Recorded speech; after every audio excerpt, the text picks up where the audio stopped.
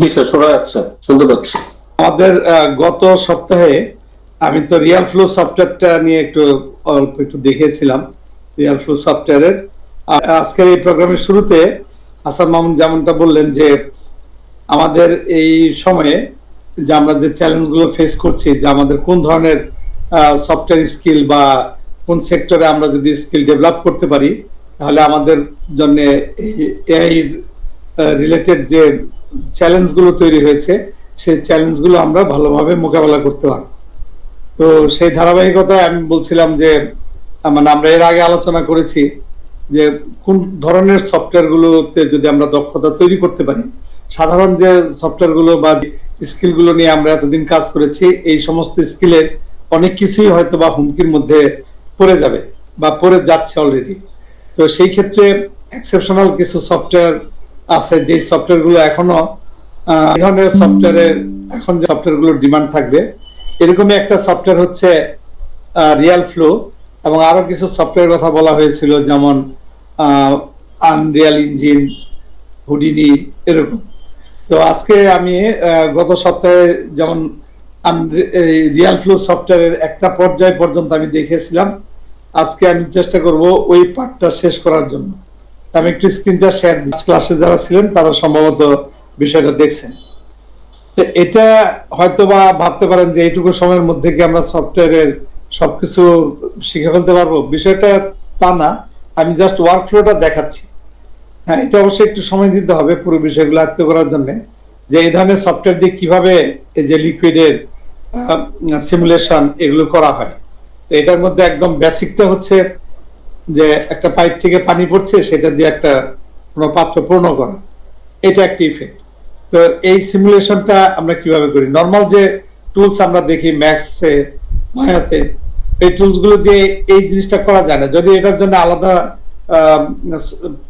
Tools আছে, যেমন মায়াতে আছে, ম্যাক্সেও আছে। বাইফ্রস্ট, মায়াতে হচ্ছে বাইফ্রস্ট, আপনারা যারা মায়াতে কাজ করেন তারা জানেন যে বাইফ্রস্ট দিয়েও কিন্তু করা যায়, বাট এটা একটু সিমুলেশনটা এত ফাস্ট সিমুলেশন পাওয়া যায়।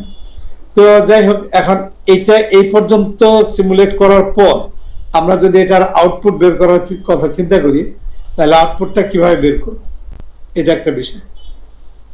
আরেকটা ব্যাপার যে এখানে আমরা যে পাত্রটা দেখলাম, এই যে গ্লাস, এই পাত্রটা কিন্তু আমরা এখানে থেকে নিয়েছি। যে এই জায়গায় যে ডিফল্ট যে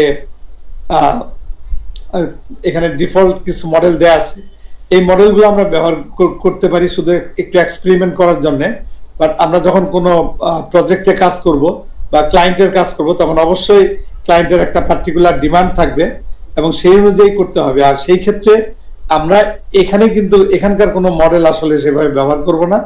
এই মডেলটা আমরা তৈরি করে নিয়ে আসব মায়া, ম্যাক্স অথবা ব্লেন্ডার অথবা অন্য কোনো 3D সফটওয়্যারে ওই মডেলটা তৈরি করে, যেমন এই গ্লাসটাই হয়তো বা আমরা মায়াতে তৈরি করব, মায়াতে তৈরি করে ওবিজে মানে অবজেক্ট ফরম্যাটে এটাকে এক্সপোর্ট করে এখানে আবার আমরা ইম্পোর্ট করব, মানে এই রিয়াল ফ্লোর মধ্যে ইম্পোর্ট করে এখানে সিমুলেশনটা করে এই সিমুলেটেড ডেটা, এখানে যে সিমুলেশন ডেটাটা তৈরি হবে এটাকে আবার আমরা এক্সপোর্ট করে নিয়ে যাব সেই 3D সফটওয়্যারে ম্যাক্স অথবা মায়া।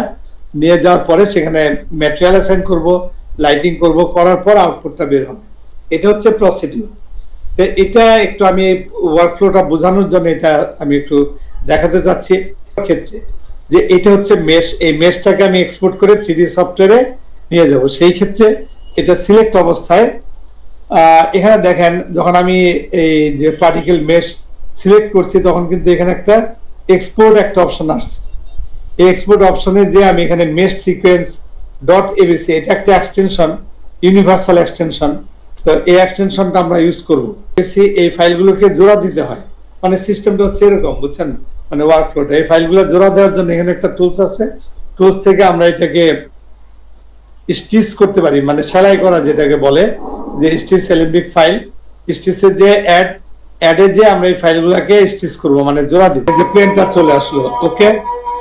এখন আমরা প্লেনটা নিয়ে আসলাম এখান থেকে, হ্যাঁ, এই যে প্লেনটা চলে আসছে, ওকে। এবার এই পাত্রটা আনবো, তো পাত্রটা আনার জন্য ফাইল থেকে ইম্পোর্ট, আবার ইম্পোর্টে যেটা ভাস, আমরা ভাস নাম দিয়ে সেভ করা হয়েছে, যে কোনো একটা ফাইল নিয়ে আসলে হলো। এই ফাইলটা আমরা ইম্পোর্ট করে নিয়ে আসলাম।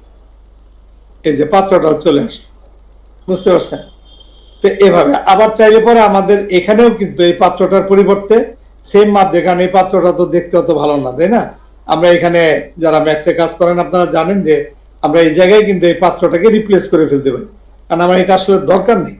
সেই ক্ষেত্রে ধরেন এটা যেরকম আছে, যদি আমি এরকম একটা পাত্র তৈরি করতে চাই, তো ভেরি ইজি, আমি একটা লাইন দিয়ে জাস্ট লাইন দিয়ে এখানে খুব সুন্দরভাবে একটা পাত্র কিন্তু তৈরি করে ফেলতে পারবো, রাইট? এভাবে আসলো, এটা আরো ডিজাইন করতে পারি সেই সব ভিন্ন জিনিস। তো এত কিছু করার পরে এরপরে যে মূল কাজটা হচ্ছে, আচ্ছা আমি আপাতত এই গ্লাসটাকে হাইড রাখি, এটা একটু বোঝার জন্য আমি হাইড রাখছি সিলেকশন। এটার মধ্যে এটা আমাদের একটু রেন্ডার করে যদি আমরা আউটপুটটা বের করতে পারি, তাহলে জিনিসটা বুঝতে সুবিধা হবে, তাই না? তো ঠিক আছে, এটা আমরা যদি একটা আউটপুট বের করার দিকে যাই, তখন এটার মধ্যে ধরেন আপনি কোন এটা ভিড়ে দিয়ে রেন্ডার করতে পারেন, অথবা নলে রেন্ডার করতে পারেন। বেটার এখানে ভিড়ে সেট করা আছে, ভিড়ে। ওকে, আমরা যদি ভিড়েতে রেন্ডার করি, এখানে ভিড়ে লাইট আছে, দেখেন ডোম লাইট। আমরা একটা ভিড়ে ডোম লাইট নিলাম, ডোম লাইট নিয়ে এটা ডোম লাইটের মধ্যে জানেন, আমি জানি না আপনারা হয়তো বা ভিড়ে রেন্ডার সম্বন্ধে জানেন, ধরে নিচ্ছি যে আপনার এটা জানা আছে।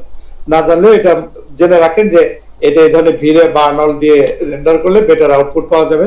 তো আমরা এখানে ভিড়ের জন্য একটা ডোম লাইট, আমাদের এই ধরনের অন্যান্য কোর্সের মধ্যে এই বিষয়গুলো ডিসকাস করা আছে, এখানে নিলাম। এটার একটা ম্যাপ এখানে আমরা ইউজ করব, মানে একটা এজ high dynamic range image, high dynamic range RI, HDRI environment ম্যাপটা নিয়ে নিলাম, এনভায়রনমেন্ট ম্যাপ। ওকে, যাই, এখানে একটা এনভায়রনমেন্ট ম্যাপ নেওয়া হলো। এই এনভায়রনমেন্ট ম্যাপ নেওয়ার পর আমরা একটু দেখি যে এটা যদি আমরা একটু রেন্ডার করি, একটা ফ্রেম কুইক রেন্ডার করে, এখন আমি কোনো ম্যাটেরিয়াল দিয়ে নেই, একটা ফ্রেম কুইক রেন্ডার করে দেখতে চাচ্ছি কি ফলাফল। এরকম একটা ফলাফল প্রডিউস করছে। ওকে, দেখেন যে এখানে সারাউন্ডিংসে এই high dynamic range image HDRI use করার ফলে এরকম একটা রেজাল্ট আসছে। তো সেই ক্ষেত্রে আমরা যদি এখানে কোনো ম্যাটেরিয়াল অ্যাসাইন করি, যেমন ভিড়ের সুবিধা হচ্ছে এখন ভিড়েতে বেশ কিছু রেডিমেড ম্যাটেরিয়াল পাওয়া যায়। আপনারা জানেন যে কেওস কসমস ব্রাউজারে অনেক ম্যাটেরিয়াল পাওয়া যায়, যারা ভিড়ে নিয়ে কাজ করেন তারা জানেন। এক্ষেত্রে আমরা যদি ওয়াটার ম্যাটেরিয়াল দেই, ওয়াটার, এখানে যে বিভিন্ন ধরনের ওয়াটার আছে, আমরা যে কোনো একটা ওয়াটার, যেমন এই ওয়াটারটা যদি অ্যাসাইন করি এন্ড দেন যদি রেন্ডার করি, তাহলে এটা কিন্তু চেঞ্জ হয়ে যাবে। দেখেন এখন একটা ওয়াটার ইফেক্ট এখানে পাওয়া যাচ্ছে, রাইট?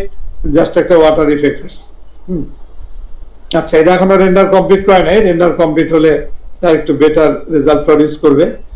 বাট আমরা যখন এটাকে পুরো অ্যানিমেশনটা আউটপুট করব, তখন কিন্তু আমরা পুরো ইফেক্টটা ওইভাবে বুঝতে পারবো। হ্যাঁ, এটা একটু সময় লাগে, তো আমি কিছু রেন্ডার করে রাখছি, আমি আপনাদের এটা দেখাবো যে কিভাবে এটা হয়। আচ্ছা, এখন এটা আমরা সিকোয়েন্সিয়াল ফাইল আউটপুট করতে পারি। এটা আমি স্টপ করছি। ধরেন এটা না দিয়ে আমি যদি এখানে অরেঞ্জ জুস, অরেঞ্জ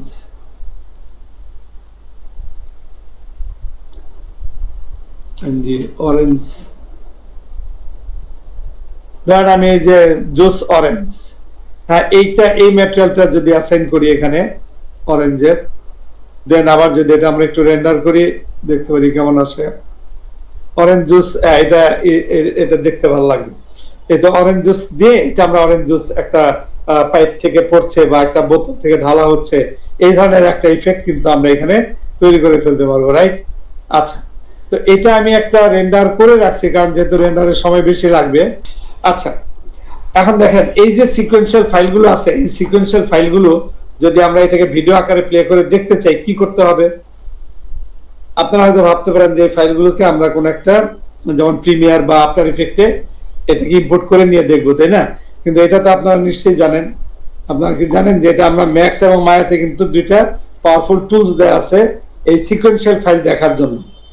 হ্যাঁ, এই টুলস গুলোর মধ্যে একটা হচ্ছে অ্যাপ চেক মানে ফাইল চেক। এটা হচ্ছে মায়ার টুলস, ফাইল চেক। আমি যদি এখানে সার্চ দেই অ্যাপ চেক, এই যে অ্যাপ চেক, এই যে টুলসটা, এটা কিন্তু মায়ার সফটওয়্যার একটা টুলস, বুঝছেন? এই যে মায়ার সিম্বল দেখেন, মায়ার সফটওয়্যার একটা টুলস। আমি জানি না আপনারা এটা জানেন কিনা, কিন্তু এটা কিন্তু খুব পাওয়ারফুল একটা জিনিস। অ্যাপচেক, মানে এই সিকোয়েন্সিয়াল ফাইলগুলোকে প্লে করে দেখার জন্য। সেই ক্ষেত্রে আমরা কি করব, এই যে ফাইলে যাব, ফাইলে যে ওপেন অ্যানিমেশন, ওপেন অ্যানিমেশন, এটা তো আমরা ইন্ডিভিজুয়াল সিকোয়েন্সিয়াল ফাইল আউটপুট করেছি, রাইট? তো আমরা এই ইন্ডিভিজুয়াল সিকোয়েন্সিয়াল ফাইলগুলোকে এটা এই আপনার কোনো এডিটিং সফটওয়্যারে মানে প্রিমিয়ার বা আফটার ইফেক্টে না ইম্পোর্ট করে আমরা কি করে দেখতে পারি যে রেজাল্টটা কি। এই যে সফটওয়্যারের প্রথম ফাইলটা ধরে দিলাম, দেন ওপেন দিলে পরে দেখেন অটোমেটিক সে কিন্তু এটা লোড করতেছে, পুরো অ্যানিমেশনটা লোড করছে, দেখছেন? এই যে অ্যানিমেশনটা লোড করলো, এটা 64 ফ্রেম, 200 ফ্রেমের মধ্যে আমি 64 ফ্রেম রেন্ডার করছি। এই যে এখন দেখেন এরকম, দেখছেন একটা লিকুইড মানে অরেঞ্জ জুস ঢালা হচ্ছে, এরকমই একটা ইফেক্ট কিন্তু তৈরি করছে। আমি জানি না আপনারা স্মুথলি আপনাদের ইয়েতে দেখতে পাচ্ছেন কিনা, এটা কি স্মুথলি দেখা যাচ্ছে? কেউ একজন যদি একটু বলেন। জি স্যার, দেখা যাচ্ছে। ওকে, তো দেখেন এই যে এটা যদি 200 ফ্রেম রেন্ডার করলে আপনি পুরো ইফেক্টটা পাবেন, বুঝছেন? তো এই ধরনের দিচ্ছেন, এটা সমস্যা নাই। আর আমি আনরিয়াল ইঞ্জিনটা নেক্সট ক্লাসে ইনশাআল্লাহ আমরা আনরিয়াল ইঞ্জিনটার একটু সাথে পরিচিত হব। এটা কিন্তু খুবই পাওয়ারফুল একটা সফটওয়্যার, এবং অনেকে বলে যে কেউ যদি শুধু আনরিয়াল ইঞ্জিনে দক্ষতা তৈরি করতে পারে তাহলে সে পরবর্তী মানে 5 থেকে 10 বছর একদম স্মুথলি কাজ করে যেতে পারবে, কারণ এই সফটওয়্যারটা খুব র্যাপিড গ্রোয়িং এবং এটা খুবই পাওয়ারফুল একটা সফটওয়্যার, যেটা একই সঙ্গে গেম, একই সঙ্গে ফিল্ম, একই সঙ্গে ভিজুয়াল ইফেক্ট, অনেক কিছু করা যায়, সব থিংস। তো ঠিক আছে, সে পর্যন্ত সবাই ভালো থাকেন, ধন্যবাদ সবাইকে, আমি বিদায় নিচ্ছি। হ্যাঁ,